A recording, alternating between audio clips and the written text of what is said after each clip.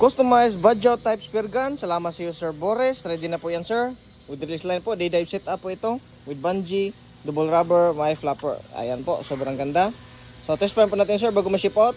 Ayan po. Ready na po yan. Check lang po natin dito. Isa. Dalawa. So, ayan po. Ready na po yan. So, check. Tira. Ayan po. Ready na po, sir. So, yan po, tutorial paano babalik. So, lagay lang po yung guma dito. At hintayin mag-click. Kaya na po.